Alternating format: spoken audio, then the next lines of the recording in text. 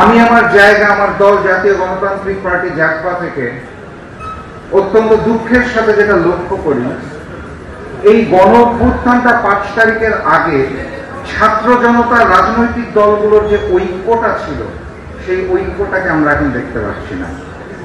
সেই সময় নেতৃত্ব দানকারী ছাত্রদের একটি রাজনৈতিক দল অলরেডি চলে এসেছে, আপনারা জানেন। এপ্রিল মাসে আরেকটা সংগঠন আসবে বলে ঘোষণা দিয়েছে, অর্থাৎ ছাত্রদের মধ্যে কিন্তু একটা বিভেদ হয়ে গেছে। একসাথে থাকার সুযোগটা তারা রক্ষা করতে পারে না। একইভাবে রাজনৈতিক দলগুলো আমরা আমাদের জায়গা থেকে সেই ঐক্যবদ্ধ অবস্থানটা রাখতে পারছি না। এটার ফলে সুযোগ পাচ্ছে সেই ফ্যাসিস্ট আওয়ামী লীগ, শেখ হাসিনা এবং শেখ হাসিনার পলায়নের পর যারা ষড়যন্ত্র করছে তারা। অতএব আমি যেটা বলতে চাই সেটা হচ্ছে ঐক্যের কোনো বিকল্প নাই। নিঃসন্দেহে আমরা গণতন্ত্র চাই, গণতন্ত্রকে পুনর্প্রতিষ্ঠা করতে চাই, কিন্তু সেটা যদি ঐক্যবদ্ধভাবে করতে না পারি তাহলে কোনোভাবেই হবে না। দ্বিতীয়ত, এই যে 25শে মার্চ আজকে, আগামীকাল 26, সেই 71-এর স্বাধীনতার কথা আমরা বলি, কিন্তু বাস্তবতা হচ্ছে 71-এর পরে ওই লাল সবুজের পতাকাটা এসেছিল, কিন্তু সার্বভৌমত্ব আসেনি। কারণ সার্বভৌমত্বটা ওই ভারত থেকে নিয়ন্ত্রণ করা হচ্ছিল।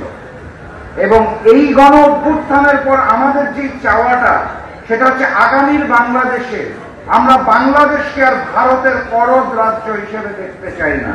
আমরা স্বাধীন এবং সার্বভৌম একটা বাংলাদেশ চাই। সেটা যদি সৃষ্টি করতে হয় তাহলে সর্বপ্রথম কথা, আপনারা জানেন আওয়ামী ছাত্রলীগকে নিষিদ্ধ করা হয়েছে। সেই আওয়ামী ছাত্রলীগকে যেই কারণে নিষিদ্ধ করা হয়েছে, সেই ছাত্রলীগের পরামর্শদাতা, অর্থদাতা, উপদেশদাতা, ওই মূল সংগঠন আওয়ামী লীগকেও চিরকালে নিষিদ্ধ করতে হবে বাংলাদেশে। এটার কোনো বিকল্প নাই। এবং আমাদের চোখের সামনে যে ফ্যাসিস্ট শেখ হাসিনা এবং আওয়ামী লীগ, তাদেরকে পরিচালিত করা হয় ওই দিল্লি এবং ভারত থেকে। অতএব ষড়যন্ত্রটার গভীরে যেতে হবে।